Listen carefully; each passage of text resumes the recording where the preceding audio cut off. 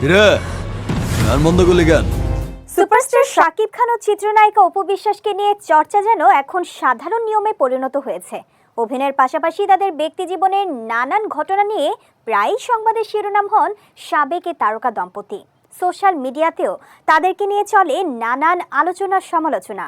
এবার শাকিব খানকে অভিনন্দন জানিয়ে নিজের ফেসবুক অ্যাকাউন্টে একটি স্ট্যাটাস দিয়েছেন অপু বিশ্বাস।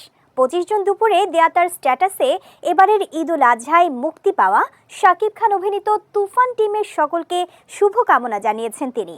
অপু বিশ্বাস তার স্ট্যাটাসে তুফান সিনেমায় দুষ্টু কোকিল শিরোনামে গানের কণ্ঠ দেয়া শিল্পী কণাকে, সিনেমার নির্মাতা রায়হান রাফি ও সিনেমার টিমকে অভিনন্দন জানিয়েছেন। অভিনেত্রী তার স্ট্যাটাসের শেষে শাকিবকে অভিনন্দন জানিয়ে গ্লোবাল সুপারস্টার অর্থাৎ শাকিবকে বিশ্ব তারকা হিসেবে অভিহিত করেছেন। স্ট্যাটাসে একটি ছবিও যোগ করেছেন অপু বিশ্বাস।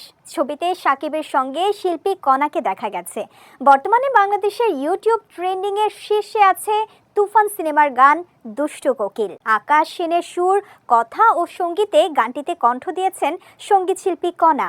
গানটিতে শাকিবের সঙ্গে পারফর্ম করেছেন ওপার বাংলার জনপ্রিয় অভিনেত্রী মিমি চক্রবর্তী। এর আগেও এই গায়িকার গাওয়া বেশ কিছু গানই সুপারহিট হয়েছে। তবে শাকিব মিমের রসায়ন এবং রায়হান রাফির নির্মাণ সব মিলিয়ে গানটি যেন পরিপূর্ণতা পেয়েছে কণার কণ্ঠে। তুফান সিনেমায় শাকিব খানকে দ্বৈত চরিত্রে দেখা গেছে। রায়হান রাফি পরিচালিত এই সিনেমায় শাকিব, মিমি চক্রবর্তী ছাড়া আরও অভিনয় করেছেন নাবিলা, চঞ্চল চৌধুরী, ফজলুর রহমান বাবু, সালাউদ্দিন লাবলু ও মিশা সওদাগর সহ অনেকেই।